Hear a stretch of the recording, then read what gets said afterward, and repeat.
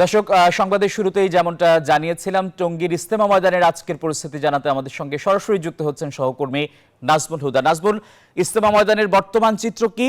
নিহতের ঘটনায় মামলা হয়েছে কিনা, কি বলছে আইন শৃঙ্খলা বাহিনী?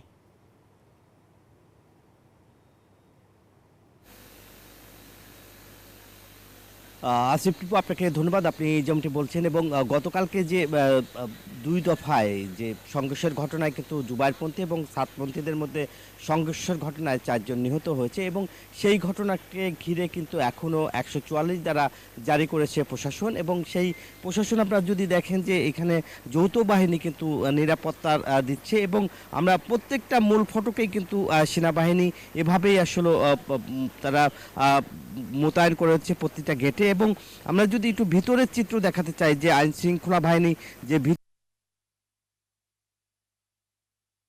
বিশাল পুলিশ এবং কোনো লোক বা ব্যক্তি বা ভিতরে কোনো প্রবেশ করতে দেওয়া হচ্ছে না এবং সব ধরনের আশেপাশে কিন্তু 3 কিলোর মধ্যে মানে কোনো যানবাহনও কিন্তু ভিতরে ঢুকতে পারছে না, যার ফলে আসলে মানে জুবায়ের এবং সাতপন্থীর কোনো লোক যেহেতু যেহেতু 144 দ্বারা জারি করা হয়েছে সেই কারণে কিন্তু এই ভিতর থেকে সবাই কিন্তু 5টার মধ্যে, অর্থাৎ আমরা দেখেছি যে কালকে সন্ধ্যার মধ্যে সবাই কিন্তু বের হয়ে গেছে। এবং এখন যদি আপনাদের দেখাই যে এখানকার চিত্র যদি একটু দেখাই আপনাদেরকে যে এখানে শুধু পুলিশ আইন শৃঙ্খলা বাহিনী শুধু রয়েছে এবং এই মাঠের অবস্থা যদি একটু দেখানোর চেষ্টা করবো ক্যামেরা দিয়ে, শুধু এখানে শুধু বাঁশ পড়ে আছে এবং যে সামিয়ানা সেগুলোও কিন্তু নাই, শুধু বাঁশ। এবং যদি একটু ক্যামেরার মাধ্যমে আপনাদের দেখানোর চেষ্টা করছি যে এই অঞ্চলে শুধু ভিতরেও কিন্তু আপনার পুলিশ মোতায়েন রয়েছে, প্রত্যেকটা পয়েন্টে পয়েন্টে কিন্তু পুলিশ রয়েছে এবং এই যে কয়েকটি গেট সবগুলো গেটেই কিন্তু